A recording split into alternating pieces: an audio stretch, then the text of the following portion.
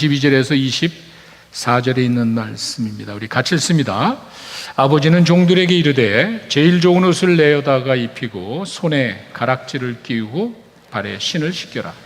그리고 살진 송아지를 끌어다가 잡아라. 우리가 먹고 즐기자. 이 내 아들은 죽었다가 다시 살아났으며 내가 잃었다가 다시 얻었노라 하니 그들이 즐거워하더라. 아멘. 기도하겠습니다. 아버지 하나님, 지난 며칠 동안 참 어려운 과정에 불안한 마음에 참 어수선했지만 저희들이 주님 앞에 나왔습니다. 정말 감사드리고 아직도 원치 않는, 예기치 않은 불행한 일을 당한 많은 사람들 하루속히 복구되고 회복되어서 정상적인 삶을 살아가기에 부족함이 없도록 하나님 인도해 주시옵소서. 오늘 이 시간 주님 앞에 나와서 주님이 주시는 위로와 평안, 주의 임재를 맛보기를 원합니다. 주신 말씀을 통해서 하나님의 간절한 뜻을 깨닫고 돌아가는 귀한 시간 되게 해 주시옵소서. 예수님의 이름으로 기도했습니다. 아멘. 다음 주 9월 24일로 기억이 됩니다. 한국의 추석입니다. 가장 큰 명절이죠. 고향을 찾는 발걸음이 아주 분주할 겁니다. 오래전에 그 기억을 하면은 정성껏 선물을 준비하고 한복을 입고 부모님들을 찾아가는, 고향 찾는다는 것은 결국에 그거 같아요. 부모님들을 찾아가는 그 기쁨인 것 같습니다. 지금은 어떨지 모르겠어요. 그 명절의 분위기가 아직도 머릿속에 사라지지 않습니다. 저희 가족도 대가족입니다. 오래간만에 이제 식구들이 다 만나면 뭐 이런저런 이야기 하죠. 어떻게 지냈냐, 이런저런 이야기하면서 밤을 새웁니다. 정성껏 준비해 놓은 그 잔치 음식을 먹고, 또 저희 아버님은 이제 이북에서 오신 분이기 때문에 만두를 좋아하십니다. 만두를 수백 개 만들어서 쪄놓고 그냥 놓고 해서 오다 가면서 그냥 만두 갖다가 먹고, 또 어머니가 붙여놓은 그 부침이 전 종류를 갖다가 저희 형님들이 술을 좋아하니까 같이 그냥 술잔을 나누면서 덕담을 나누는 그런 모습들이 명절 때 제 머릿속에 아직도 남아 있습니다. 그런데 무엇보다도 명절 하면은요, 우리 부모님들의 모습이 생각이 납니다. 저희가 경기도 광주에 살았는데 그 멀리 차들이 그땐 뭐 하루에 몇 번 들어왔는데, 하여간 아버님은 저 옥상 꼭대기에서 이렇게 내려다보고 계시고 어머니는 밑에 내려와가지고 일하는 며느리 또 자녀들에게 다니면서 고맙다, 음식에 고맙다, 그리고 내가 해야 되는데 못해서 미안하다, 어머니가 그런 이야기를 하십니다. 그러다가 이제 자녀들이 돌아오면은 우당탕탕 내려와가지고 껴안고는 와서 고맙다, 와서 고맙다 하시는 그 우리 부모님들의 그 모습이 생각납니다. 그 부모님들이 반갑게 맞이해주는, 애타게 기다리는 그 모습 때문에 고향을 찾는 것 같아요. 부모님들 만나러 가는 그 마음이 아닌가 싶습니다. 저희가 이 반가운 만남의 잔치가 추석을 앞두고 저희가 시작을 합니다. 뭐 의도한 건 아니지만 이 지역에 오시는 새 학년, 새 학기가 시작되면은 많은 분들이 있습니다. 새로 오시는 그분들을 향한 저희 교회의 헌신입니다. 거기는 뭐 하나님을 모르는 분도 있지만 여러 가지 이유로 인해서 교회를 멀리 떠난 분도 있습니다. 저희는요, 우리끼리 그냥 뭐 신앙생활 하는 것도 중요하겠지만 정말 하나님을 모르는 분들과 어떤 이유인지 교회를 떠난 그분들에 향한 교회의 헌신이 있어야 되는 것이 아닌가. 우리는 얼마든지 할 수 있습니다. 우리끼리는 뭐든지 할 수 있습니다. 그러나 구체적으로 하나님을 모르는 그 사람들을 향한 교회의 커미트먼트가 뭔지, 그 사람들을 위해서 뭐를 하는지, 어떤 이유로 인해서든지 교회를 떠난 그 마음 아파하는 그 사람들을 향한 교회의 관심은 뭔지, 저희가 그런 생각으로 잔치를 이제 시작을 합니다. 그러면서 저희가 맨 처음에 시작할 때 이 누가복음 15장에 바로 이 말씀입니다. 특별히 그 아버지의 모습에 저희가 초점을 맞춥니다. 여러분, 살다 보면 실수할 수가 있죠? 부끄러운 인생을 살다가 돌아왔을 때 그 아버지 하나님은 어떻게 맞이해 주시는가? 여러분 어떻게 생각하세요? 많은 분들이 하나님을 두려움의 대상으로 생각합니다. 거룩하신 하나님이고요, 전능하신 하나님이고요. 그렇기 때문에 죄를 지은 사람들에 대한 하나님의 마음이 과연 어떨까? 근데 여러분, 쉽게 이야기해서 내가 부끄러운 인생을 살다가 하나님 앞에 나갔을 때 그 하나님은 나를 어떻게 받아주실까? 이 모습을 저희는 이 본문에서 찾습니다. 그래서 제가 매년마다 이때가 되면은 그 아버지의 초점을 맞춰서 춤추시는 하나님, 그런 제목으로 여러분들에게 말씀을 전했습니다. 사실 고향에 아버님이 계시고 부모님이 계시고 그렇다면은 의무적으로 이렇게 못하겠지만 하여간 찾아뵙는 거 아니에요? 내 부모님이 계시다면은요, 자녀로서 한번 연락도 하고 좀 찾아뵙는 게 도리 아닙니까? 저희가 신앙적으로 봤을 때요, 정말 하나님께서 그렇게 원하시는 것이 있는데 해드려야 되는 거 아닙니까?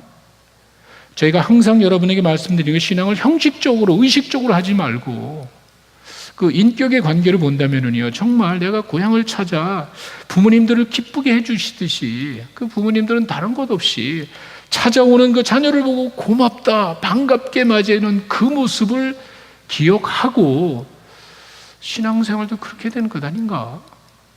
하나님을 모르는 사람들에게, 또 교회를 등지고 있는 사람들에게 정말 권면해서 하나님 앞에 인도했을 때 그 하나님의 그 모습이 정말 너무 좋아서 춤을 추신다는, 사실 스바냐 3장 17절의 말씀입니다.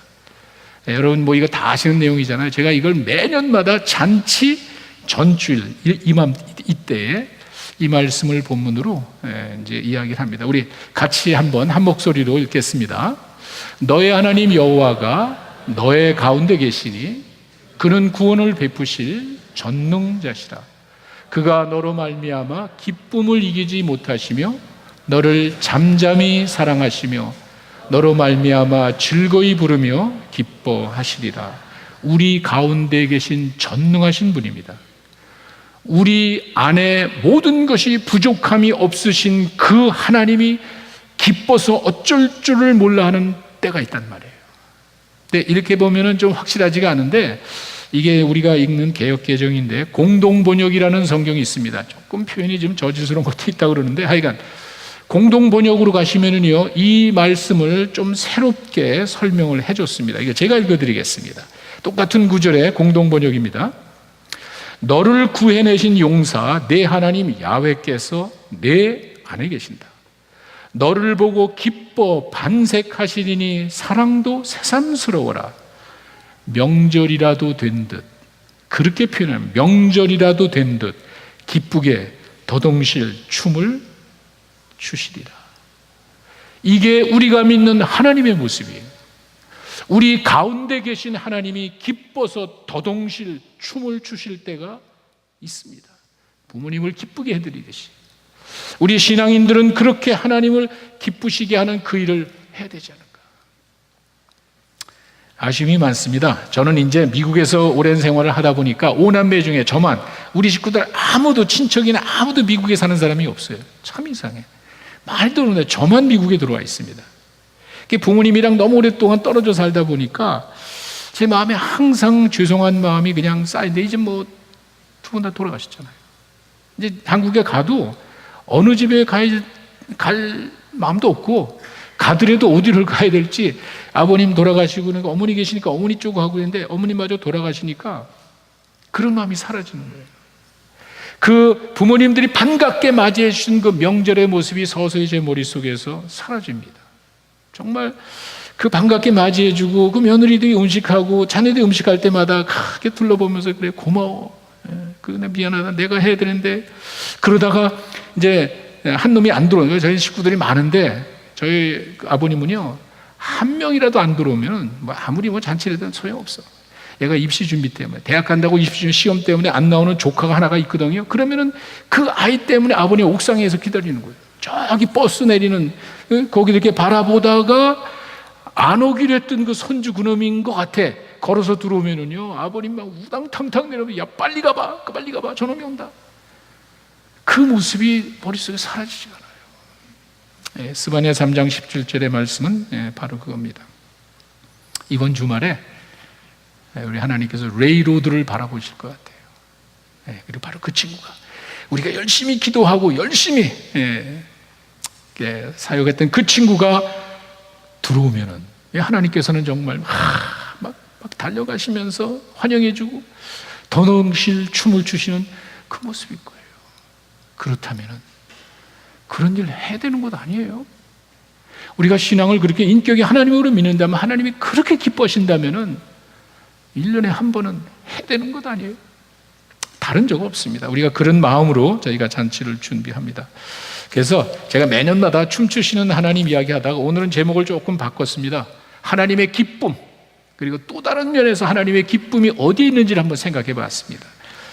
먼저 18절과 21절의 말씀을 보시면은 그 탕자의 고백이 나옵니다.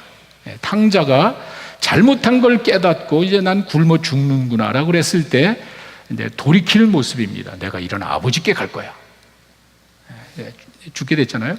그러면서 아버지께 가가지고 이야기할 게, 아버지, 내가 하늘과 아버지께 죄를 졌습니다. 회개하는 거예요. 그리고 이제 아들이 이제 20일 그렇게 하고 준비하고 가서 아버지를 탁 만나고 난 다음에는 21절에 이렇게 이야기하는 거예요. 아들이 이러죠. 아버지, 내가 하늘과 아버지께 죄를 지었습니다. 지금부터는 아버지 아들이라 일컬음을 감당하지 못하겠나이다 하니 아버지가 그 다음에 기뻐서 어쩔 줄을 모르는 거예요. 첫째, 아버지의 기쁨은 회개하는 자들을 위한 것이구나. 아버지가 그렇게 기뻐하는 거는요, 다른 것 없습니다. 아버지, 내가 잘못했습니다. 다른 거 아무것도 원하는 것 아니에요. 그 아버지의 마음은 사실 뭐 여기 이 아들이 잘못했다는 죄목이 없어요. 아버지 돈 재산 갖다가 살아계신 아버지한테 뭐 돈 달라는 거 잘못됐다.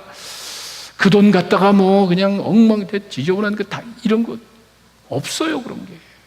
그런 내용이 중요한 게 아니에요. 딱 하나. 아버지, 내가 잘못했습니다. 그거 하나 듣고. 그저 다른 거 아무것도 없는 거예요.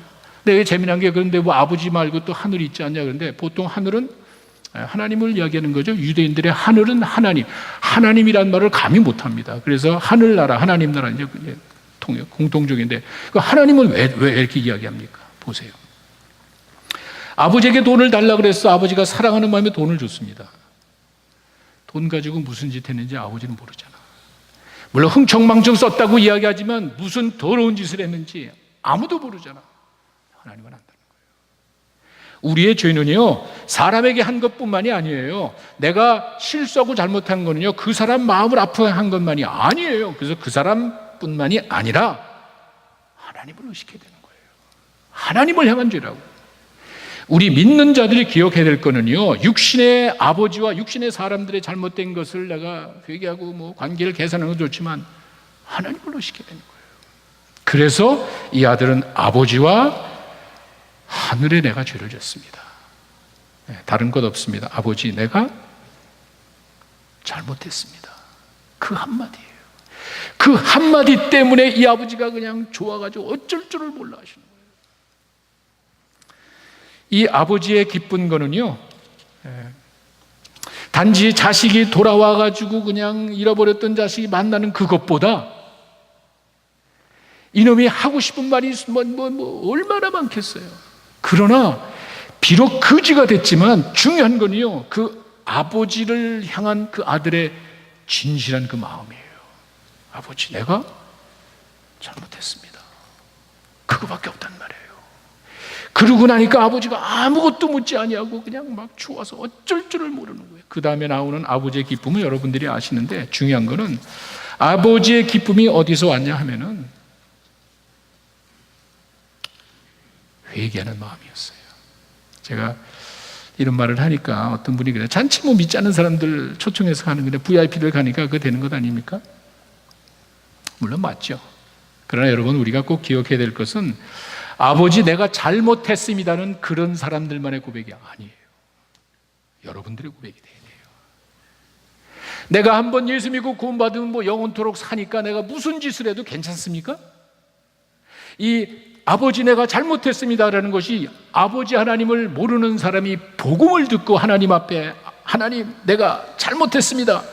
이것만이 아니라는 거예요. 제가 이렇게 여러분들에게 겁을 주려고 이야기하는 것이 아니라, 여러분 날마다의 삶 속에 여러분이 하나님을 향한 삶이 어떻습니까? 아무도 모릅니다. 이 아들이 아버지와 하늘을 두고 잘못했습니다 이야기하는 거는요, 아무도 모르는 거짓된 마음이 있잖아. 아무도 모르는 가식적인 마음이 있잖아. 어떻게 하시겠어요? 이거는요, 하나님을 모르는 사람을 두고 이야기하는 것이 아니라, 내가 하나님을 믿노라 하지만 아무도 모르는 거짓된 마음이 있고 가식적인 마음, 교만한 마음이 있잖아요. 어떻게 하시겠어요? 제가 이 말씀을 드리는 거는요, 로마서 2장에 가시면은 아주 놀라운 사실이 나옵니다. 여러분, 로마서 1장은요, 하나님을 모르는 사람들, 로마 이방 사람들에게 주는 말이 로마서 1장이에요. 거기 보면 너희들 하나님을 모르니까 마음대로 죄를 져도 돼? 그러면 안 돼. 그게 아니야. 하나님을 알만한 것이 세상 자연 가운데 있고 너 양심께도 있는 거야. 그런데 너희들은 그 욕심을 지 멋대로 해가지고 동성연애하고, 남자가 남자, 여자가 여자 순리를 버리고, 그것이 로마서 1장의 내용입니다. 이방인들은 하나님을 몰라? 아니지. 율법이 없으니까 그냥 죄 져도 돼? 그게 아니지. 자연 가운데, 너 양심 가운데 계신 하나님을 두고 이야기를 합니다. 그리고 2장으로 넘어가면은요, 아주 기가 막힌 말이 나요. 이 로마서 2장 5절과 6절에 가시면은요, 이제는 1장에서 이방인에게 정죄하는 것을 이야기했던 사도 바울이 이제는 2장으로 가면 유대인들을 이야기하는 거예요. 남을 비판하는 너희들은 깨끗한지 알아? 그러면서 하는 말이 뭔지 아세요?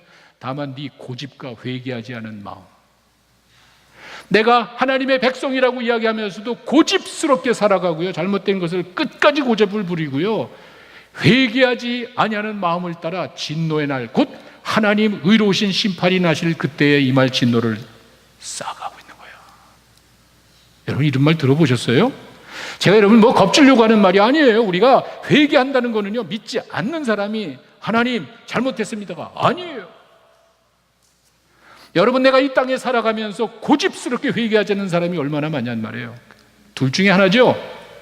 하나님을 모르는 사람이든지, 하나님을 모르면 죄를 지을 수가 있죠. 왜? 내가 주인이니까. 그거든지, 아니면은 마지막 심판날에 진노를 쌓아가는 거예요. 그 진노가 뭔지 난 모르겠어. 그러나 성경은 분명히 이야기해주고 있습니다. 고집과 회개하지 않은 마음을 따라 진노의 날, 곧 하나님의 의로우신 심판이 나타나시는 그날에 임할 진노를 네가 쌓아가고 있어. 하나님께서는 각 사람에게 행한 대로 반드시 보응할 거예요. 정의로운 하나님이 어떻게 죄 문제를 그냥 넘깁니까? 생각해 보세요. 내가 거짓말하고 아무것도 안 하니까 괜찮습니까? 둘 중에 하나입니다. 여러분, 하나님을 믿지 않든지 아니면 마지막 날에 임할 심판을 쌓아가고 있는 거예요. 무서운 말이에요. 그래서 날마다 하나님, 내가 잘못했습니다, 필요한 거예요. 이게 믿지 않는 사람에게만 두고 하는 말이 아니죠. 하나님께서 기뻐하는 거는요, 죄인 하나가 돌아오는 그것도 기쁘겠지만 날마다의 삶 속에 이 마지막 날에 임할 진노를 쌓아가는 그 사람이 편치가 않아. 내가 그 거짓말을 하고 나니까 편치가 않아. 믿지 않는 사람도 그 양심을 믿고 사는데 내 안에 하나님의 영이 있잖아. 내가 예수 믿고 나면 하나님의 성령이 내 안에 계시다는데 왜 뻔뻔스러운 삶을 살면서 그냥 있냔 말이야. 상식적으로 한번 생각을 해보세요. 고집, 회개하지 않는 마음, 뭐죠? 둘 중에 하나입니다. 하나님을 모르든지 마지막 날에 쌓을 진노를 쌓아가는 거예요. 마음이 아파. 잠이 안 와. 어떡합니까?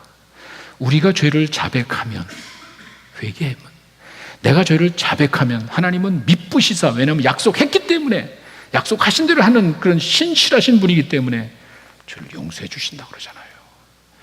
그래서 그 하나님 앞에 우리가 기도하는 거예요. 내 마음이 형식이니까 문제죠. 하나님을 의식하지 않고 하는 그거니까 힘이 없죠. 내 기도가 살아계신 하나님 앞에 정말 진심으로 고백하는 게 아니니까 그 기도가 아무 힘이 없죠. 난 안단 말이야. 하나님의 말씀의 걸 내가 알고 있단 말이에요. 내가 고집스럽게 죄를 짓고요, 그거 죄를 가지고도 회개하지 않는 거는요, either way. 난 크리스천, 내가 믿지 않는 사람이니까 모르니까 그렇게 살 수 있죠. 유대인들은요, 마지막 날에 진노를 쌓아가고 있는 거예요. 어떡합니까? 저희가 잔치하면은요, 그냥 믿지 않는 사람만 가면 돼. 말이 안 되죠. 그 회개하는 자들을 향한 그 아버지의 그 마음은요, 그 사람들만이 아니란 말이에요. 우리가 한 번쯤은 그런 정말 복음의 말씀을 통해서 한번 마음에 괴로워, 힘들어, 누구 앞에 가서 할 필요 없어요. 여러분, 무슨 뭐 신부님 앞에 가서 무슨 뭐 스태츄 앞에 가서 죄 고백하는 게 아니잖아요. 그런 마음이 주어졌을 때 하나님은 인격이에요. 하나님은 영이시기 때문에 어디나 있단 말이에요. 고백하세요. 아버지, 내가 잘못했습니다. 하나님이 얼마나 기뻐하시겠어요. 지금 그런 의식이 있어야죠. 하나님을 인격적으로 생각하고 그런 친밀함이 우리 가운데 있어야 하나님이 주시는 위로가 우리 가운데 있는 거예요. 그 하나님을 의식하고, 하나님, 내가 잘못했습니다. 그런 말을 하면은 안 되는데, 내가 그런 행동을 하면은 안 되는데, 내가 이렇게 살면 안 될 것 같은데, 마음에 감동을 주시면은 고백하세요. 하나님, 내가 잘못했습니다. 회개하는 자들을 향한 그 하나님의, 그 다음에 아무것도 묻지 않잖아. 제가 뭐 여러분들 위로하려고 그냥 이야기하는 것이 아니잖아요. 그 회개하는 자들을 그 하나님께서 향해서 그 바라봤을 때 뭐 죄 몫이 나온 게 없잖아요. 하나님 다 하신단 말이야. 아버지가 이 자식이 돌아왔을 때 그 이야기를 들어보고 이 자식이 진짠가? 그런 거 없잖아요. 아버지가 봤을 때 이 거지가 돼서 죽을 지경에 회개하고 돌아온 이놈 봤을 때 이놈의 자식 너들만 낯짝이냐? 없잖아요. 그 얘기를 사실 들었 것 같지도 않아. 아들은 그 암송했잖아요. 2번 아까 제가 말씀드렸잖아요. 아버지는 이렇게 하고 또 실제로 아버지가 막 오는데 예상 밖이야. 막 껴안아주고 그냥 막 어쩔 줄 모르니까 아버지의 그 껴안는 거 귀에다 대고 얘기한 것 같아요. 아버지하고 내가 하나님 앞에 정말 죄를 졌습니다. 내가 어떻게 아버지 아들이 되겠습니까? 그냥 종으로라도 좀 받아주세요, 아버지. 그 마음 들으니까 아버지가 그냥 들은 채도 안 하잖아요. 하나님께서 그 말씀을 확인하고 우리 같으면 이게 진짜야? 너 정말 그렇게 할 거야? 한 줄 두고 볼까? 저도 그럴 것 같아요. 그 나쁜 사람을 정확하게 가르쳐야 되기 때문에 단계별로 삼시리즈 하듯이 단계별로 체크를 해야 될 것 같아. 나쁜 놈이잖아요. 없잖아. 아버지, 내가 잘못했어요. 그러니까 그냥 얘들아, 송아지 잡아. 잔치 한 번 더 하자. 그 아버지의 기쁨은 회개하는 자를 향한 것이고 우리 모두를 향한 마음인 줄로 믿습니다. 꼭 기억하세요. 마지막 날에 쌓을 진노를 기억하십시오. 하나님을 의식하고 내가 순간순간마다 내 마음에 지금 감동이 오면, 아니 지금 불편하면은요, 실천하세요. 그 하나님의 음성에 여러분 순종하세요. 하나님, 이건 제가 잘못한 것 같아요. 그렇게 하세요. 하나님이 진짜 기뻐하신다고. 하나님을 그렇게 의식하면서 저놈이 나를 인정해 주는 거야. 나의 구세주와 주인이 말로만이 아니라 정말 하나님, 제가 참 잘못한 것 같아요. 이렇게 거짓말하고 사나 모르겠어요. 남을 무시하며 사나 모르겠어요. 뻔뻔스럽게 내가 가식적으로 사나 모르겠어요. 하나님, 정말 잘못했습니다. 누구 앞에 가서 눈물 흘리며 할 필요 없어요. 하나님 마음을 안단 말이야. 누구 앞에 흉내내면서 꼭 그렇게 안 해도 되는 거예요. 하나님이 마음을 알잖아요. 회개하는 자들을 향한 그 하나님의 기쁨, 우리 모두의 것인 줄로 믿습니다. 또 한 가지 하나님의 기쁨은 나누기 위한 것이에요. 나누기 위한 것. 여러분, 이 세 가지 비유에 공통적으로 나타나는 말씀이 세 군데가 있습니다. 6절, 9절, 23절에 저기 나왔네요. 이게 이제 첫 번째 그 잃어버린 양을 찾고 난 다음에 집에 얻으니 벗과 이웃을 불러 모으고 말하되 나와 함께 즐기자. Celebrate together 이렇게 돼 있어요. Celebrate together. 함께 즐기자.